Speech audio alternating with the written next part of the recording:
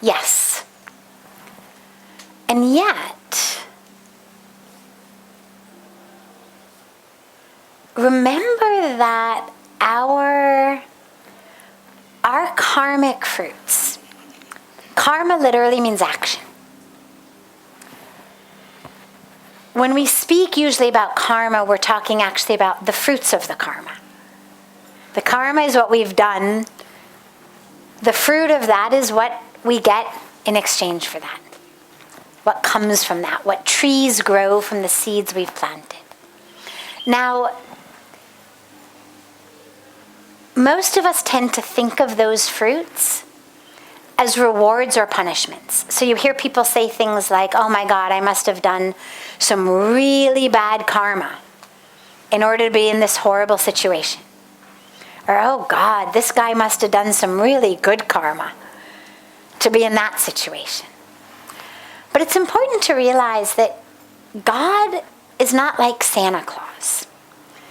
You know, we think about Santa Claus, and I think about the songs that we used to sing about, he knows if you've been good or bad, right? And so are you going to get what's on your list based on if you've been good or bad? Come Christmas morning, right? Well, if you've been good, you can expect all those presents. If you've been bad, maybe not so much. God is not like Santa Claus. We've imposed these constructs on God and on the universe. It's not a system of rewards and punishments. The karmic fruits that we get serve two purposes. Number one, they're quite literally the law of nature. Plant an apple seed, you get an apple tree.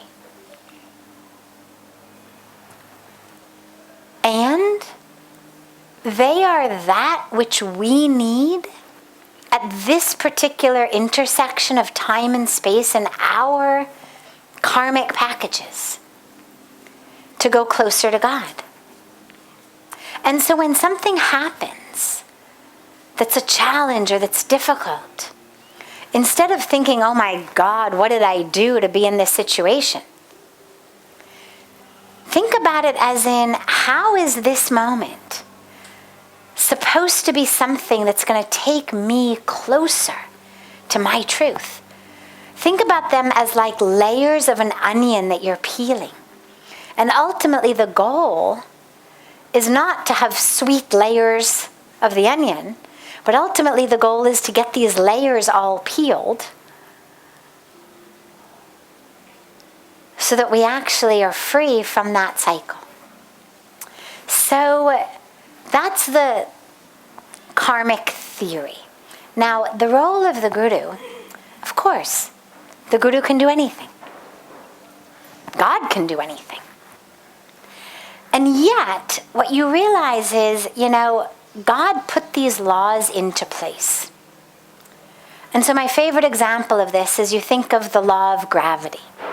Now, if you're a really good person, a deeply spiritual person, and you decide to walk off the rooftop because you believe that you have wings and you can fly, or that God's going to give you wings on the way down, it's very unlikely that God is going to supersede his own law of gravity by making you float to the ground like a feather. Because these laws have been put in as laws of nature by the Creator. So has karma. So yes, the guru absolutely can change your karma, can remove karma. What I've seen, though, mostly is that the work of the guru isn't so much, oh, let me be a magic wand for all your troubles. Like a parent who calls up the principal to tell them that someone's bullying you and that, they really need to stop.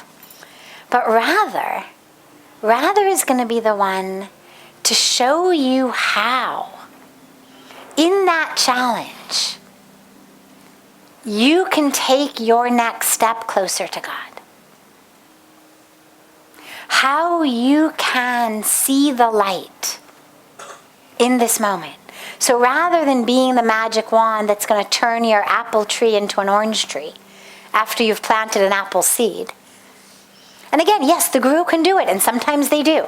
There are absolutely, I have seen with Pujya Swamiji, there's absolutely moments where he decides, okay, this is where we do that. But most of the time, the lesson and the teaching and the power of the guru is much more to help you overcome your allergy to apples. To help you realize actually how wonderful apples are. To help you learn to make apple pie.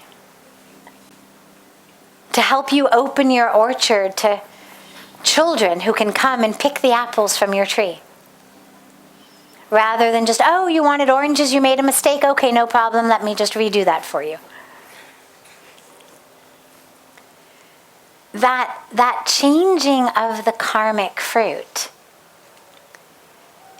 is not so much the apples to oranges, but is turning the bitter to sweet, not by changing, one vegetable into another vegetable, but actually teaching you how, in the face of that which you thought was bitter, how there can actually be sweetness.